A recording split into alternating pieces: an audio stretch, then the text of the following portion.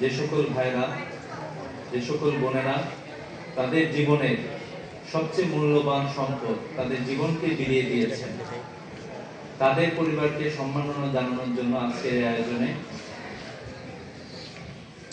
সম্মানিত উপস্থিতি। আমরা আমাদের শহীদরা আমাদের জন্য যে পথ দেখিয়ে গিয়েছেন, যে ত্যাগ স্বীকার করে গিয়েছেন, আমরা জানি আমরা কেউ তাদের সেই ত্যাগের প্রতিদান আমরা দিতে পারব না।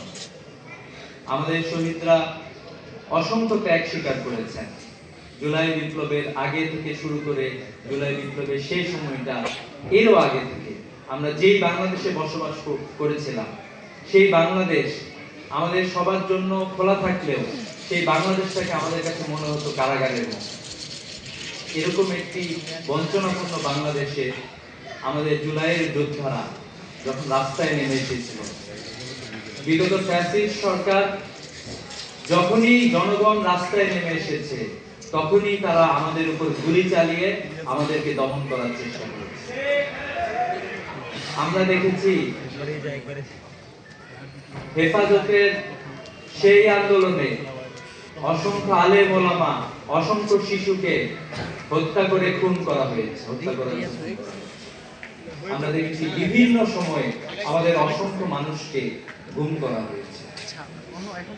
আমরা যখনই রাস্তায় নামতাম তখনই এরকম কিছু গুম খুন, কিছু হত্যা করে তারা ভাবতো যে এবারে আমরা এদেরকে দমন করে ফেলছি, আরো কিছুদিন আমরা ক্ষমতায় থাকবো, আরো কিছু মানুষকে আমরা হত্যা করব। কিন্তু জুলাই বিপ্লবে আমাদের শহীদরা যখন একে একে জীবন দেওয়া শুরু করেছিল, তখন বাংলাদেশের তরুণ সমাজ আর কেউ ঘরে বসে থাকে না, সবাই রাস্তায় নেমে এসেছিল। আমাদের তরুণ সমাজ, আমাদের জুলাই যারা শহীদ হয়েছে তারাই মূলত আমাদের প্রকৃত লিডার ছিলেন সেই আন্দোলনে।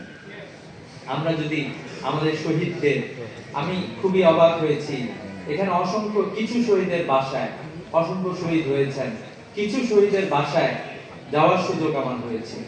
আমি দেখেছি যে আমাদের শহীদেরা নতুন এক নজরানা পেশ করেছে। তাদের জীবনটা অন্যরকম ছিল, তারা আমাদের মতো গতানুগতিক জীবন তাদের ছিল না, তারা এক্সেপশনাল ছিল, তারা আলাদা ছিল।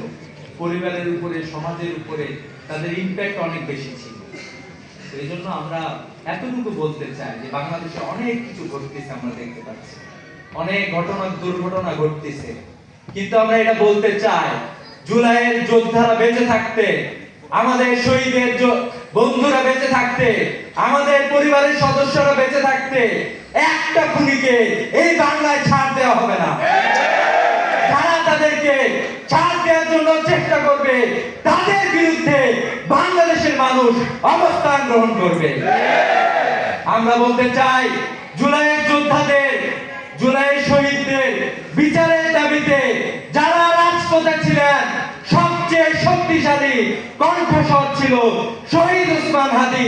তারা ভেবেছে শহীদ ওসমান হাদিকে হত্যা করার মাধ্যমে আমাদেরকে দমন করে দিবে।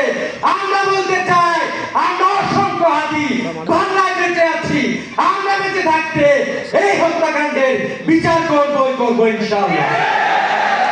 সম্মানিত উপস্থিতি, আমরা বলতে চাই, আমরা দেখি যে আপনারা মাঝে মাঝে বলার চেষ্টা করেন আপনারা অনেক বড় শক্তি, হাসিনা অনেক বড় শক্তি ছিল, হাসিনার পেছনে বড় বড় পরাশক্তি ছিল, প্রতিটা প্রশাসন, সরকারের প্রতিটা যন্ত্র হাসিনার পক্ষে ছিল, কিন্তু হাসিনা বাংলাদেশের জনগণের সামনে টিকে থাকতে পারে না।